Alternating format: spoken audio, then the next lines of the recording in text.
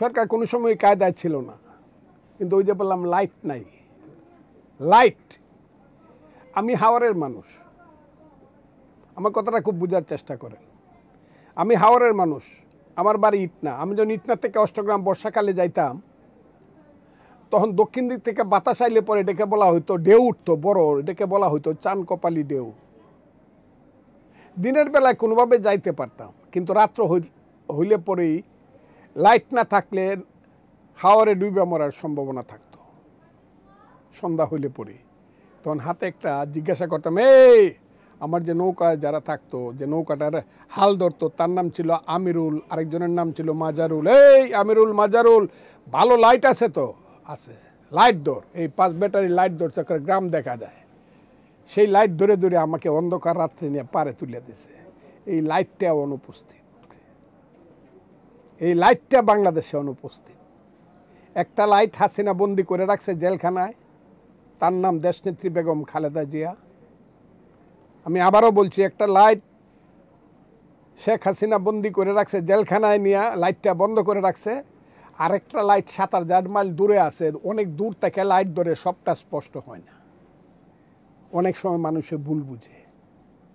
এই লাইট যেদিন হবে, হাজার হাজার লক্ষ লক্ষ কর্মী, ত্যাগী কর্মী বিএনপির আছে, বিরোধী দলের আছে, একদিনে 12 ঘন্টার মধ্যে হাসিনা বঙ্গোপসাগরে যাব। হাসিনা সরকার, আমি বলে দিলাম আপনাকে, 12 ঘন্টার মধ্যে। কি বলেন আপনি? This time will come. Hasanul Haq ইনুদের কথা বললে পরেই আমার 69, 70, 71, 72, 71 এই পর্যন্ত আমার 69, 70, 71 3টা বছর মনে পড়ে।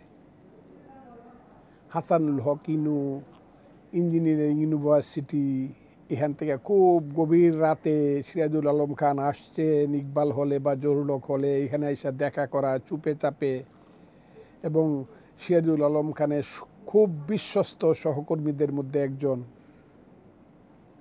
হাসানুল হক ইনু, আমি অস্বীকার করবো না। এরকম আরও আছিল নুরুল আম্বিয়া, আফমু, মাহবুবুল হক, একটু জুনিয়র। শাহজাহান সিরাজরা তো ছিলেন, এই রব্বাইরা তো ছিলেন। আমি ইনু ভাইয়ের ব্যাপারে বলবো, আমি ইনু ভাই বললাম, উনি আমার 2 বছরের বড়, এবং দেরাদুনে উনি আমার কমান্ডার ছিলেন। উনি সমস্ত দেরাদুন ট্রেনিং সেন্টারটা, তান্ডুয়া যেটাকে বলা হয়, এটা চালাইতো মুক্তিযুদ্ধের সময়। তখনকার ইনু ভাই এখন মিলে না, নষ্ট হয়ে গেছে।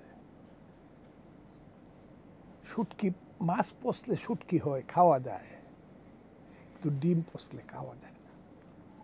ওনারা প্রগতিশীল রাজনীতি করে নিজেকে ধ্বংস করছে।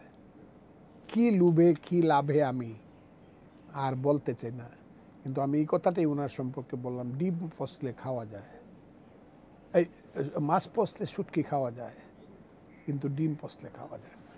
আমি এখন খুঁজবে কোনোভাবে নাকটা। আমাদের দেশে ডুবা আছে, ডুবা বুঝেন? হাওড় এলাকাতে চৈত্র মাসে, ফাল্গুন মাসে ডুবা আসে, যখন করে শিস্তে শিস্তে পানি যখন থাকে না ডুবার মধ্যে, তখন ওই ট্যাংরা মাছগুলো সুর বাসায় বাসায় ঘুরে, কোনোভাবে বাঁচতে পারে কিনা। ইনুবাইদের দশা হয়েছে এইরকম। আমি রাশেদ খান মেনন ভাইকেও বলছিলাম, আমার কথাটা তো আপনার পছন্দ হবে না মেনন ভাই, আপনি ভাবিরে গিয়ে জিজ্ঞাসা করেন, আপনি কিন্তু 91, 92 রাশেদ খান মেনন আর নাই। যখন আপনাকে গুলি করছিল সারা দেশ কাঁদছিল। এখনো গুলি করলে অনেকেই কাঁদবে, কিন্তু সারা দেশ কাঁদবে না। এই কথাগুলো দিয়েন, আমি ডরাই না কাউরে কথা কইতে।